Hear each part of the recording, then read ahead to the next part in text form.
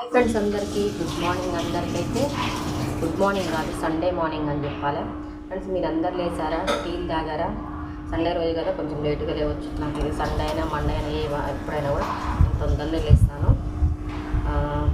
ఏం వాటర్ అయితే ఇవి ధనియా జీలకర్ర వాటర్ అనమాట. రోజు ఈ వాటర్ అయితే నేను తాగుతాను. అసిడిటీ ప్రాబ్లం చాలా ఉందన్నమాట. అది ఊకే ట్యాబ్లెట్లు వేసుకుంటానని చెప్పి ఒక సిస్టర్ నాకు చెప్పింది, అలా వేసుకోవద్దని. నేను అప్పటి నుంచి ఇది కంటిన్యూ చేస్తున్నాను అనమాట. ధనియాలు జీలకర్ర బాగా వేడి చేసుకొని ఇందులో ఒక హాఫ్ ముక్క అయితే నిమ్మరసం పిండుకొని అయితే నేను తాగుతాను.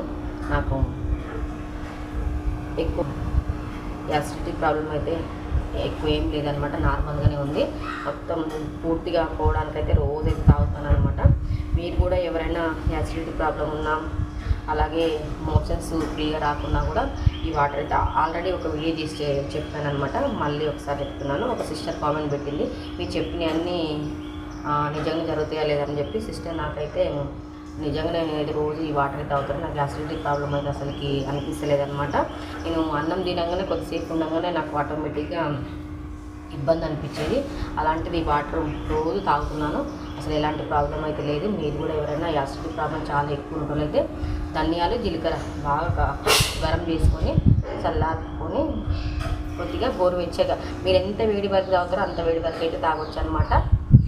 దాంట్లో కొంచెం నిమ్మకాయ కలుపుకొని, అలాగే తేనె ఉంటే కూడా తేనె కూడా కలుపుకోవచ్చు అనమాట. మీరు ఎలా అయినా తాగొచ్చు. ఓకేనా ఫ్రెండ్స్? నచ్చితే చిన్న కామెంట్ చేయండి, అలాగే చిన్న లైక్ కూడా కొట్టండి ఫ్రెండ్స్. బాయ్ మరి అందరికీ.